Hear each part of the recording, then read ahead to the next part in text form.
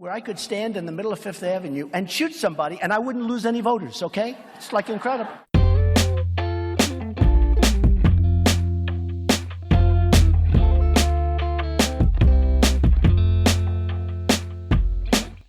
This is the Dr. Junkie Show.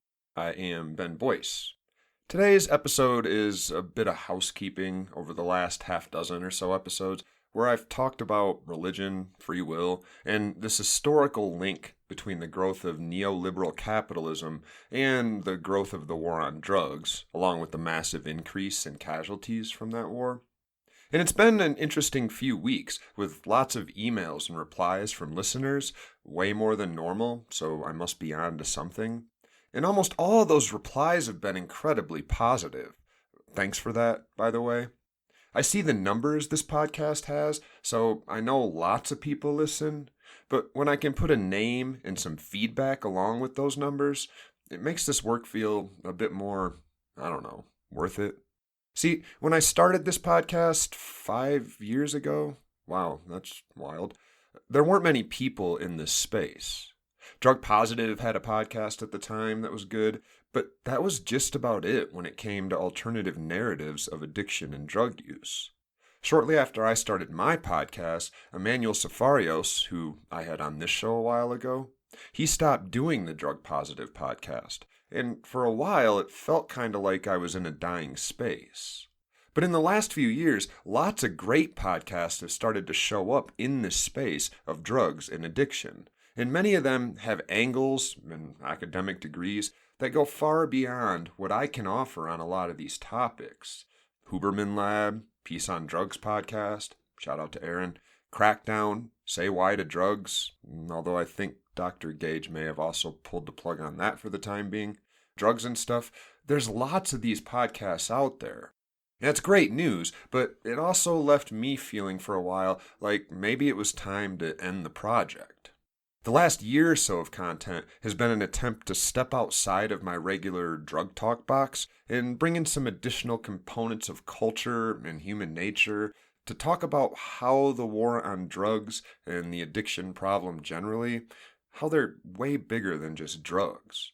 They're woven into our entire culture at almost every level. And that's when these emails really got heavy, as I released what I felt might be the final episodes of this show covering things like Nietzsche, Adorno, Marx, Marcuse, and lots of other scholars usually left out of discussions about drugs. So thanks to all of you who've taken the time to reach out and offer follow-up questions or comments. Today's show is about y'all, and I'm going to respond directly to a lot of the comments and questions that have come in over the last month or so.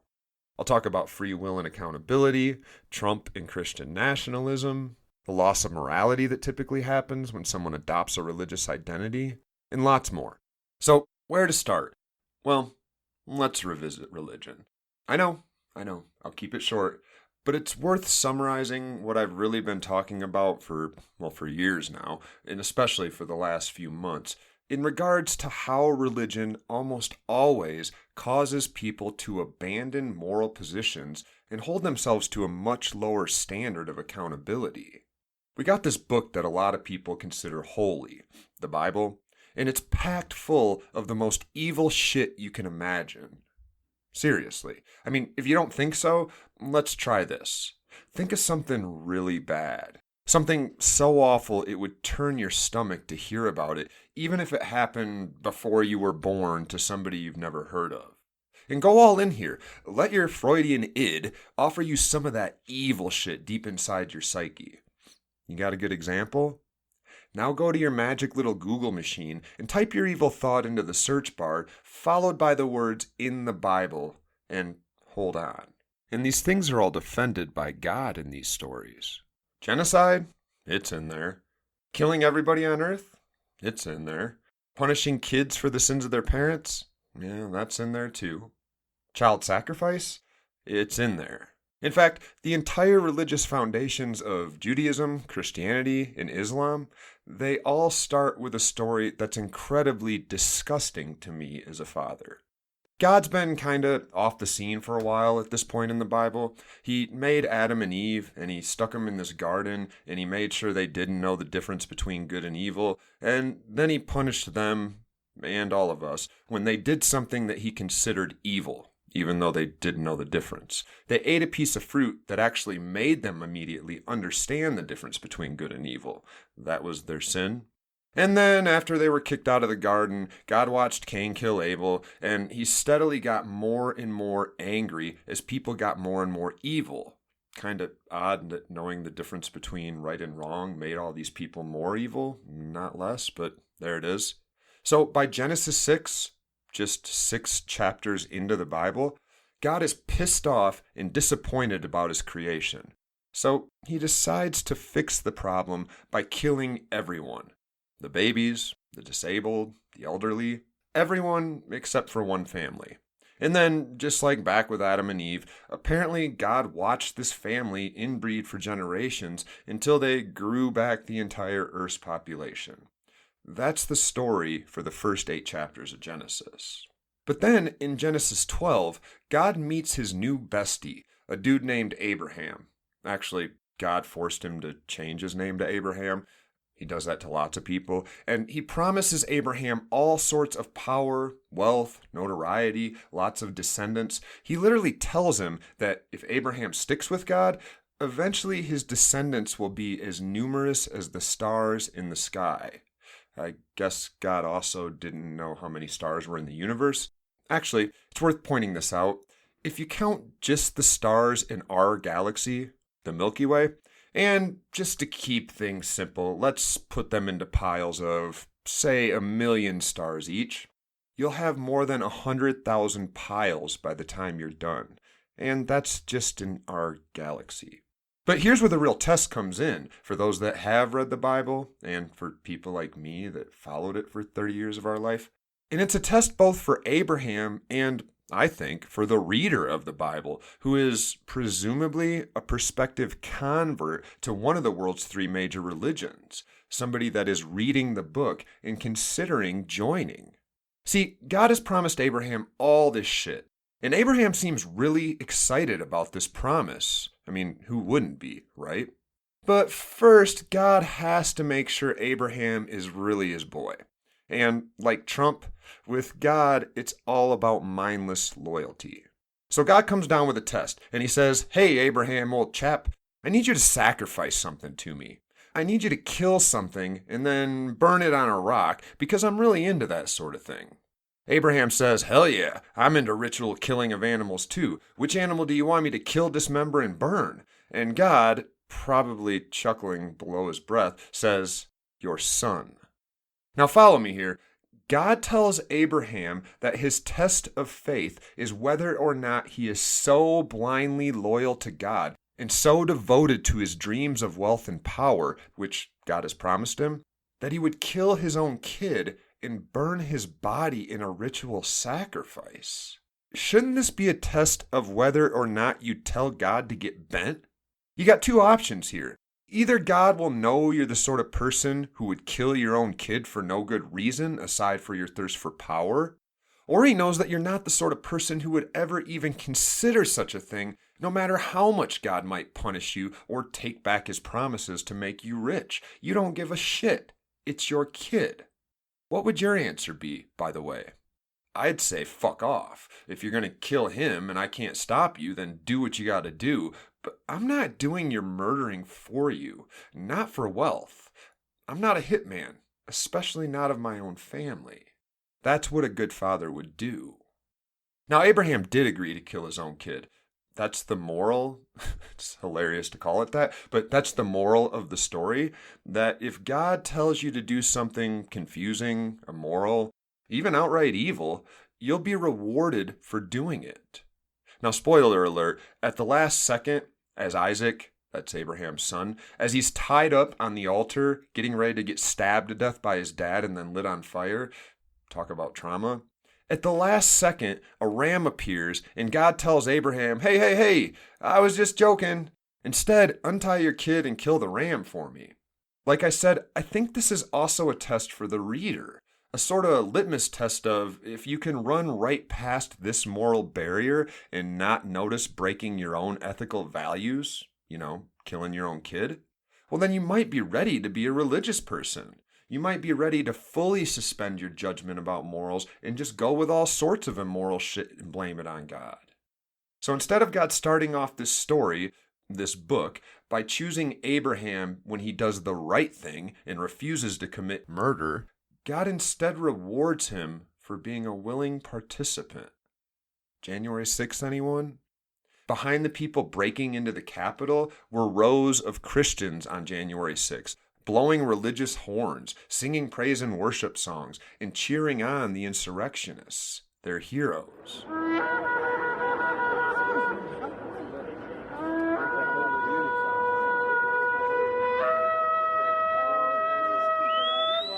Thank you, Heavenly Father, for gracing us with this opportunity.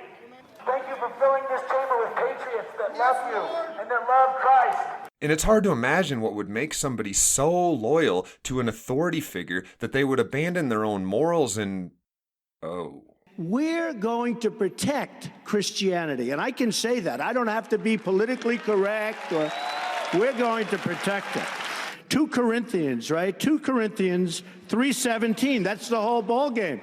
And this is what I was trying to get at last week with Dr. Perez, and repeatedly in the past with lots of guests. How on earth is anyone supposed to know which stories and verses should be treated as holy, which they ought to follow as moral guidelines, and which they should chuck in the fucking garbage? The answer, if you ask a religious person, is always, I just know, and anyone who doesn't agree with me is clearly wrong. But also, religious people usually won't say that. They'll instead dance around it, because I think, much like admitting you think Abraham did the right thing by trying to kill his own kid, it's such an awful thing to say out loud that they kinda know better.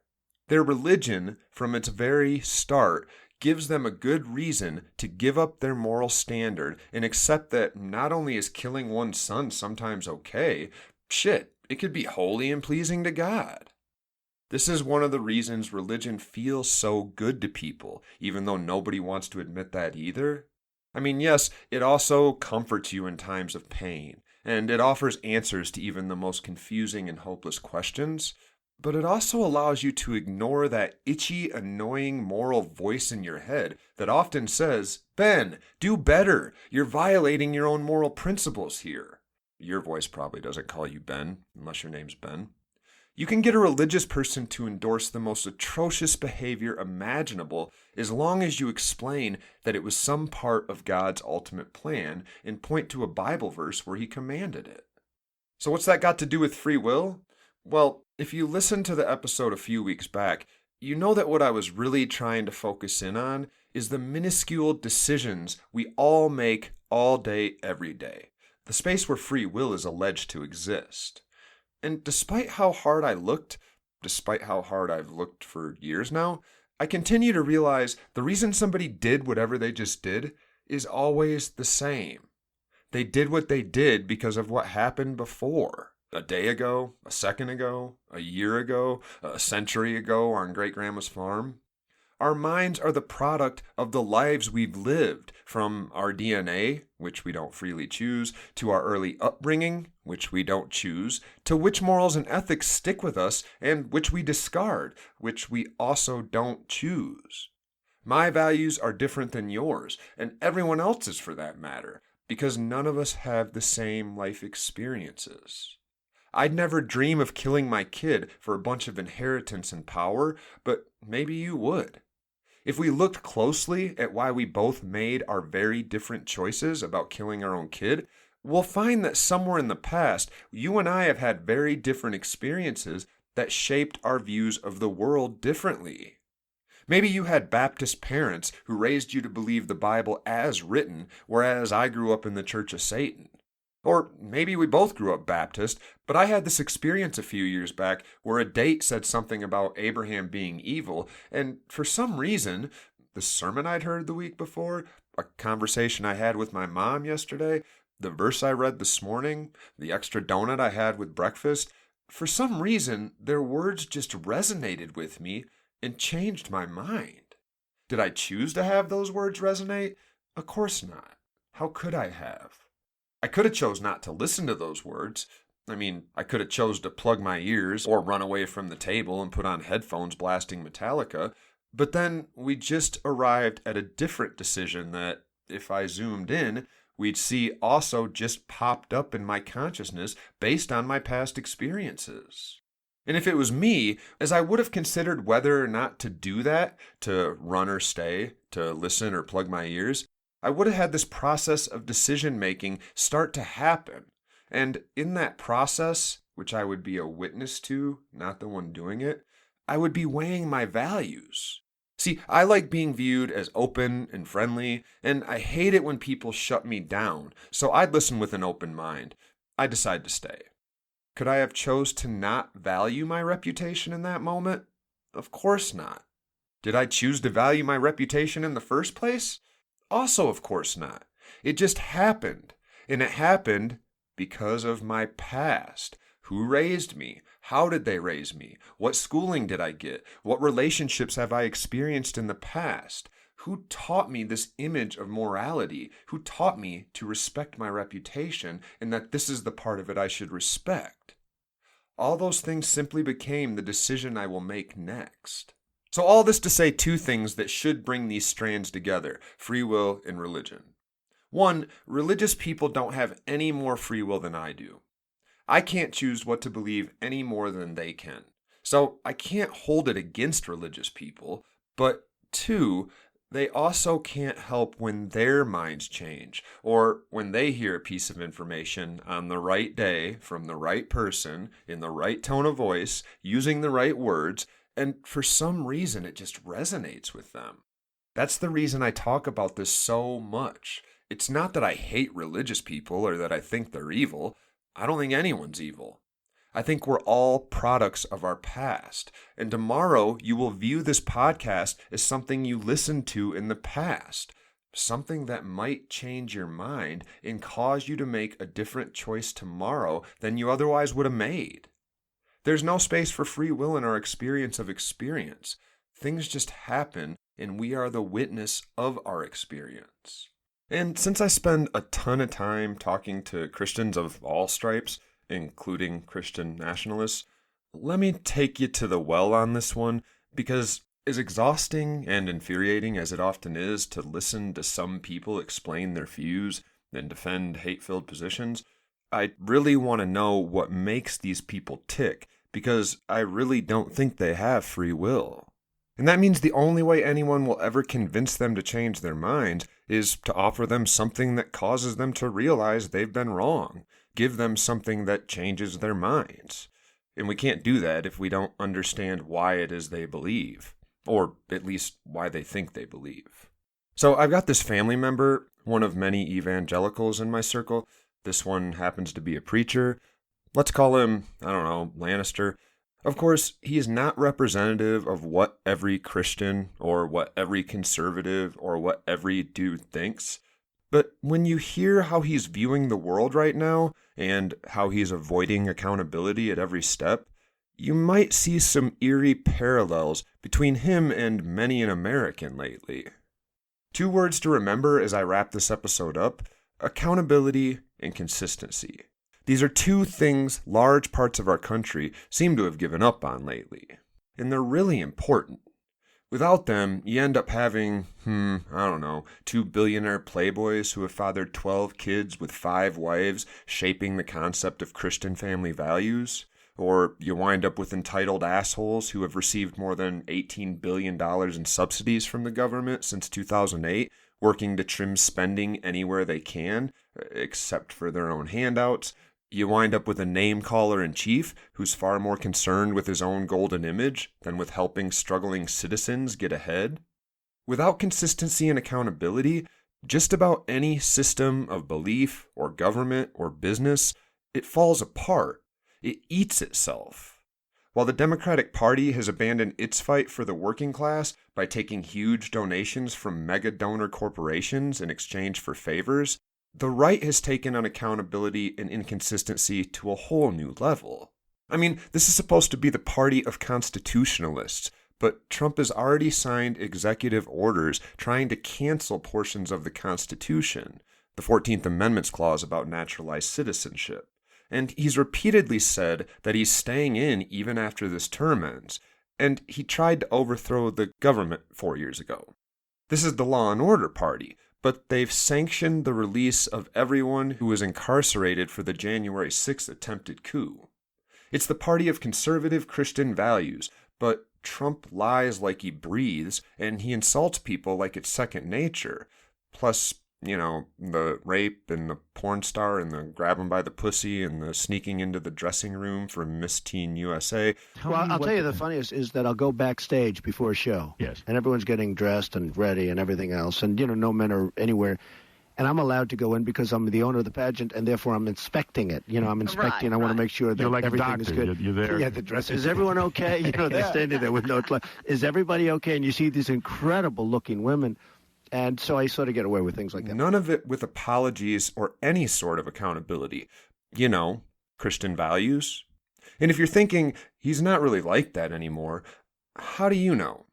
If someone has made a life change that big, from being a straight-up misogynist prick to recognizing those mistakes and wanting to be accountable for them, you'd know because they'd say so. They'd live it out. They'd humbly ask for forgiveness from you, from God, from the women they victimized. And Trump has been clear that he doesn't ask for forgiveness from anyone, not even God. Have you ever asked God for forgiveness? I'm not sure I have. I just go on and try and do a better job from here. I don't think so. Consistency just means that your answer to what should happen to somebody who tries to gouge a cop's eyes out should be the same regardless of who that someone is. What faith, what race, what political party, what gender, it shouldn't matter. And accountability just means building mechanisms into your life so that you can't let yourself get away with violating your own principles. Because, let's be honest, especially in the 2020s, it's super easy to violate your own principles. And again, this is not just the Conservative Party or Trump. He's just a pimple that's popping on the surface of this culture as a sign of what's going on underneath. It's our entire culture. Let's hit the lefties here for a minute. The Super Bowl halftime show this year featured a 5 Grammy-winning song that's packed with about every ism you can imagine. Every ism you'd vocally condemn if I just asked you if you support them. Do you support tribalism? Looking at your in-group as superior to others? The name of the song is Ain't Like Us. Do you celebrate colorism and racism? Kendrick says that Drake isn't black enough to be black. Do you enjoy sexism and misogyny? Christ, not just all the bitches and hoes used to insult men by suggesting that they're bad women. Reminder that those are misogynistic terms, men. But one of his biggest disses of Drake is where he gets the crowd to chant along with him that Drake is a 69 god, because I guess men are less manly if they perform oral sex on women, right? How about violence? Do you endorse that? Fake news? Do you support and spread unverified claims made by sketchy media outlets, like music videos? Do you get mad when other people do that? I'm rambling and probably pissing off some Kendrick fans, but real talk.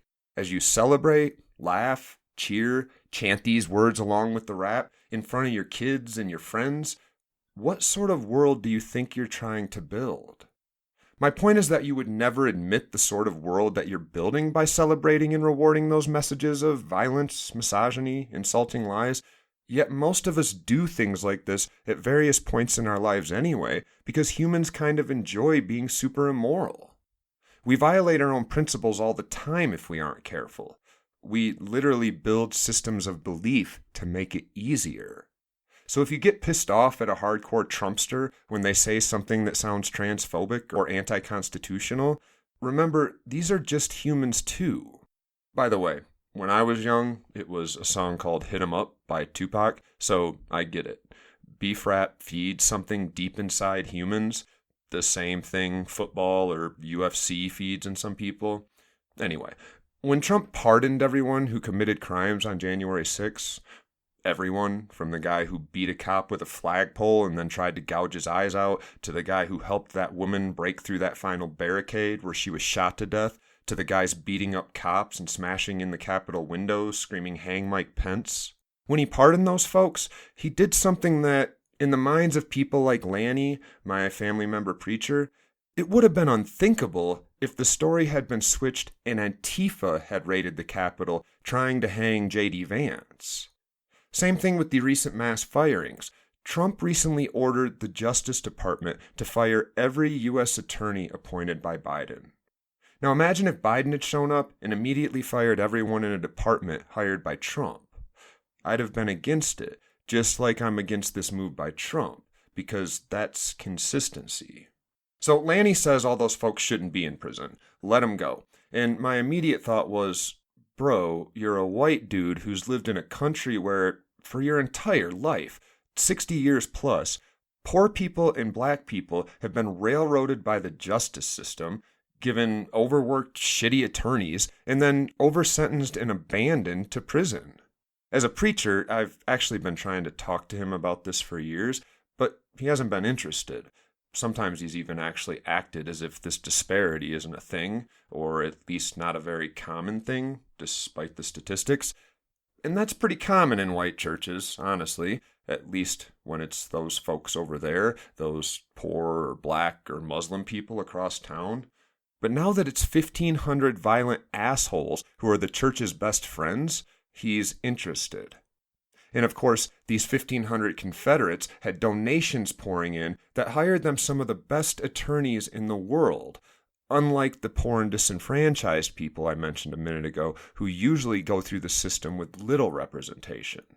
To look at the criminal justice system and see a problem, that's great. But to only want to fix that problem when it comes to your friends, that's shitty.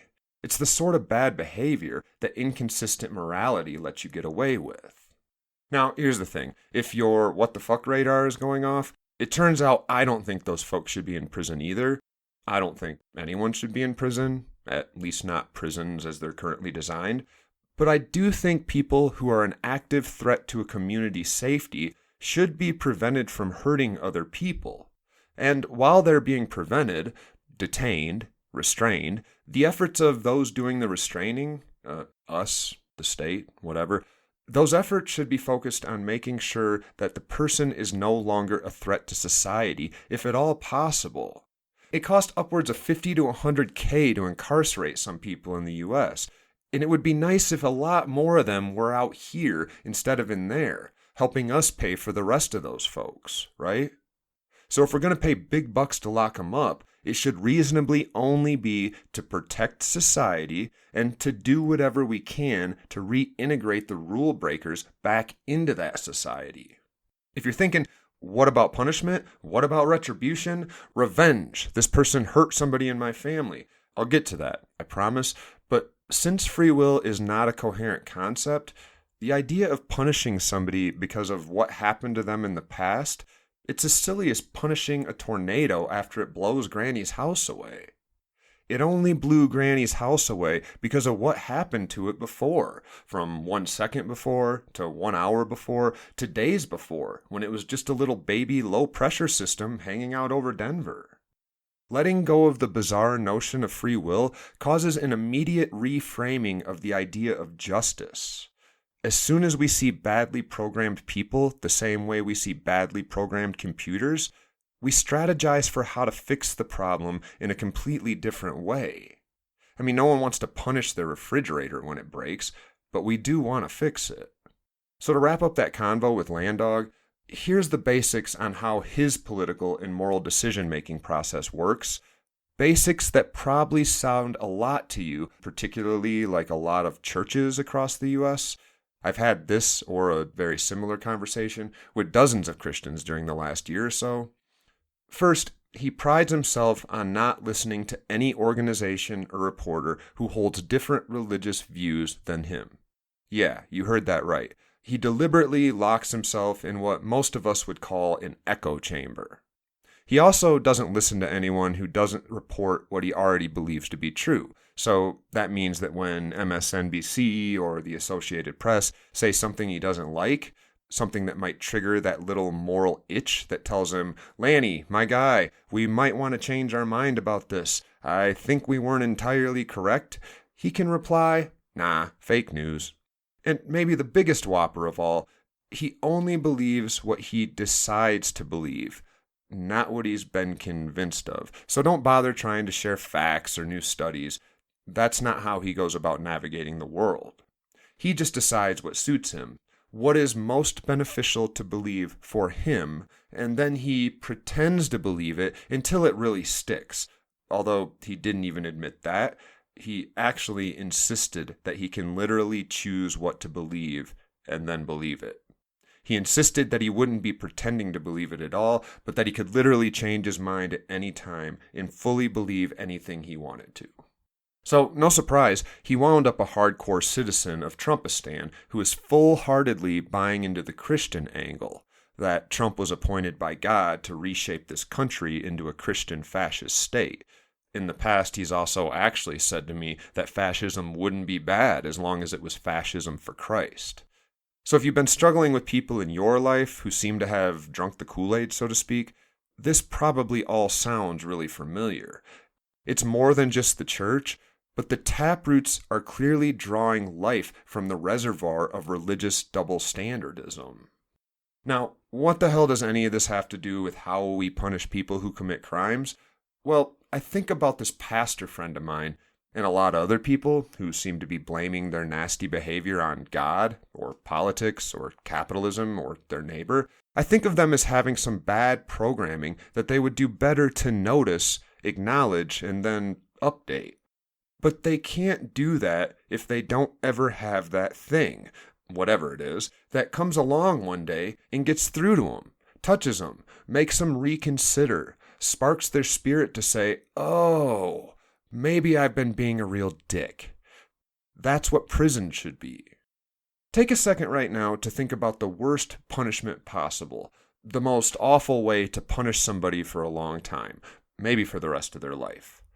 This has been a bit of a weird episode where I've asked y'all to do evil thought experiments more than once, so sorry about that. But you might think of daily whippings or burnings or dismemberment or starvation or some other physical form of torture. But imagine if instead of all that, the person who commits a crime actually has the severity of their actions, the ones that landed them in prison, fully weighing down on them and pressing their spirit into the dirt. What if every day the person who stole your stereo or killed your friend woke up, if they slept at all, overcome by grief and guilt, and compelled to do anything they can for the rest of their life to try to make up for some of the damage they've caused in the world? Imagine they're inconsolable, that even after you tell them you forgive them, they still feel compelled to give back anyway, and they still wake up feeling guilty every single day. Talk about punishment. It would be inescapable, permanent, and it would come to bear on every single element of the person's life from then on out. That's actually what I envision the justice system doing in the future. Although I'm being hyperbolic in the amount of guilt most people will probably struggle with. When someone's committed a crime or hurt somebody else, don't we really want them to feel bad about it? To want to make it right? To want to do whatever they can to prevent others from making the same mistake in the future? And let's be honest, when we see somebody bloodlusting after revenge against the person who hurt their loved one, even though we completely understand, don't we feel somewhat disgusted by that unavoidable piece of human nature, that desire to feed off the pain and suffering of certain others? A society built on the principles of redemption and reintegration sounds so much better than the one we currently live in, which is built on the promise of if you hurt someone else, we will all get together and hurt you longer and worse. That's what prison should be, that redemption. We could design prisons to create real accountability, not just, we'll torture you for X amount of years if you do this crime. And this is what I hope to see happen someday in this family member. Not prison or anything, but the same result. Redemption. Although, honestly, I'm pretty sure that's not going to happen in this case. It's weird, I know a lot of adamantly racist people and transphobic assholes who have literally told me in the last couple of weeks that trans people are trying to destroy our kids and that there are places in the US where they're teaching children that, quote, anything goes sexually.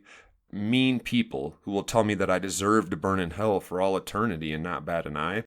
And they're all religious people, and none of them seem to notice they're being so awful, even when someone tells them.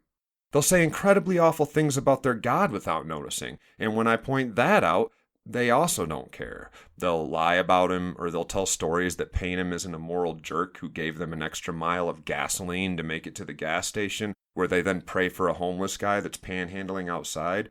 The guy who God was too busy to miracle because he was sliding you a few ounces of gasoline. They use their religion to prevent the moral itch that they would feel there from being felt.